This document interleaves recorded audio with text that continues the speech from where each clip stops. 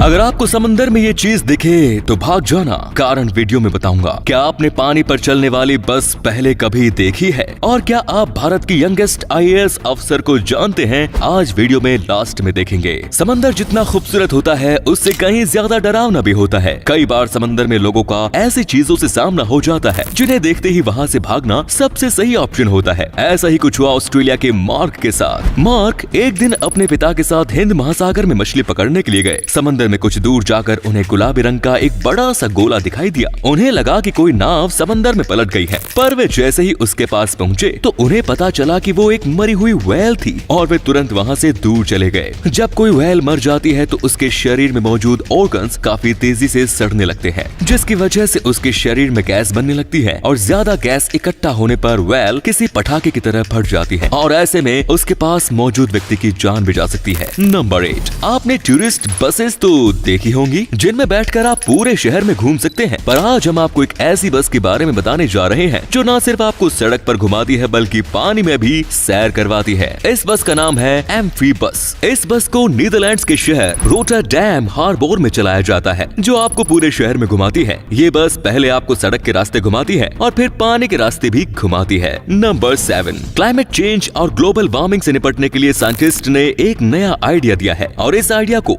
Microsoft founder Bill Gates भी support कर रहे हैं। तो आइडिया ये है कि लाख कोशिशों के बाद भी धरती का तापमान बढ़ता ही जा रहा है और रुकने का नाम नहीं ले रहा। ये कितना डेंजरस है ये तो देखा ही जा सकता है। तो इसे रोकने के लिए हार्वर्ड यूनिवर्सिटी के साइंटिस्ट ने चॉक पाउडर स्प्रे का प्लान बनाया। यस, वही चॉक जिससे कभी आप ब्लैक बोर्ड गंदा किया करते थे। तो प्लान ये है कि सबसे पहले एटमॉस्फेयर के छोटे से एक हिस्से पर चॉक पाउडर को स्प्रिंकल किया जाएगा, जो सोलर रेडिएशन को ऑब्जर्व करने और इसे वापस यानी डिफ्लेक्ट करने में काम आएगा। उम्मीद ये है कि इसके रिजल्ट शानदार होंगे और अगर ऐसा होता है तो इसे बड़े पैमाने पर किया जाएगा। नंबर 6, चाइना की जनसंख्या भारत से भी ज्यादा है। बावजूद इसके भारत में चाइना के मुकाबले कई गुना ज्यादा बेरोजगारी है। पर क्या कभी आपने इसके पीछे का कारण जानने की कोशिश की है? जहां एक और भारत में लोग अपने बच्चों को बचपन से ही जॉब करने के लिए प्रेरित करते हैं, वहीं दूसरी ओर चाइना में लोग अपने बच्चों को जॉब क्रिएट करने के लिए यानी कि बिजनेस करने के लिए प्रेरित करते हैं। इसके चलते चाइना में हर 45 व्यक्तियों में एक व्यक्ति एंटरप्रेन्योर होता है, वहीं भारत में यह आंकड़ा 17,000 व्यक्तियों में एक। नंबर 5, घर में रखी लोहे की चीजों पर एक टाइम के बाद जंग लगना शुरू हो जाता है। पर आपने देखा होगा कि सालों साल खुले में होने के बावजूद भी ट्रेन की पटरियों पर जंग नहीं लगती। इसके पीछे का कारण है पटरियों में इस्तेमाल होने वाला मेटल। पटरियों को स्टील और मैंगलोय को मिलाकर बनाया जाता है, जिसे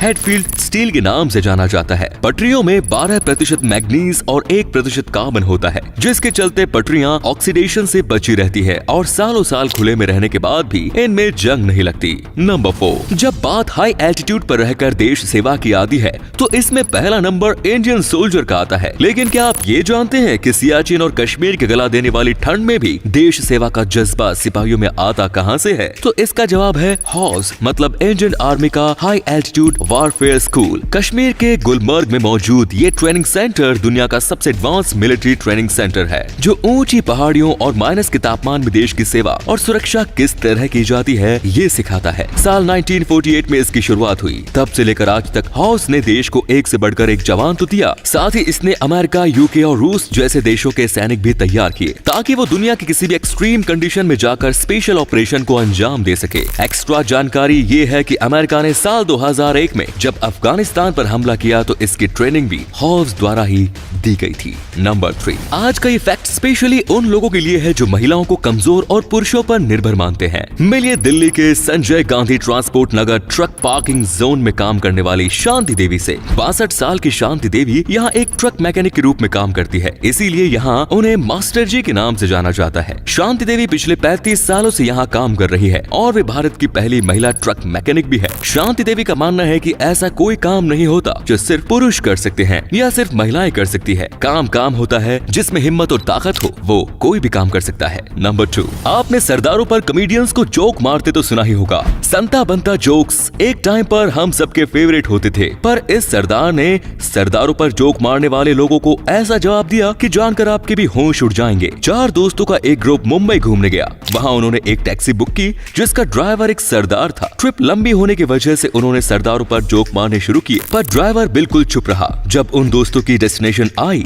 तो सरदार ने उन्हें 100 रुपए देते हुए कहा, अगर जिंदगी में कोई सरदार भीख मांगता दिख जाए तो ये नोट उसे दे देना। सरदार ने उन लड़कों को बहुत कम शब्दों में समझा दिया जिन पर वो लोग जोक मारकर हंस रहे हैं। वो दिन रात मेहनत करते हैं अपनी सरदारी को बचाए रखने के लिए। नंबर 1, मिलिए स्मिता सबरवाल से, जो महिला शक्ति की जीती जागती मिसाल है। देश की यंगेस्ट IAS ऑफिसर, जिसकी काबिलियत ने उन्हें CM ऑफिस में एज ए एडिशनल सेक्रेटरी तैनात कराया है, वो भी तब जब उनसे काबिल और कई ज्यादा सीनियर अफसर पहले ही लाइन में थे। साल 2001 बैच की IAS ऑफिसर स्मिता ने अपने करियर की शुरुआत महज 23 साल की उम्र में ही कर दी थी, जिसके बाद चित्तौड़ की सब कलेक्टर बनने से लेकर करीमनगर डिस्ट्रिक्ट की DM और फिर CM ऑफिस, स्मिता ने इस सफर में कई यादगार और सराहनीय काम भी किए। करीमनगर डिस्ट्रिक्ट की DM रहते हुए इस महिला ऑफिसर ने शहर की एजुकेशन और हेल्थ में जो बदलाव किए वो क्रांतिकारी थे, जिसके चलते इन्हें प्रधानमंत्री द्वारा अवार्ड भी दिया गया और प्रदेश का नाम रोशन करने के लिए इन्हें सबसे कम उम्र में CM तेलंगाना का सलाहकार भी बनाया गया।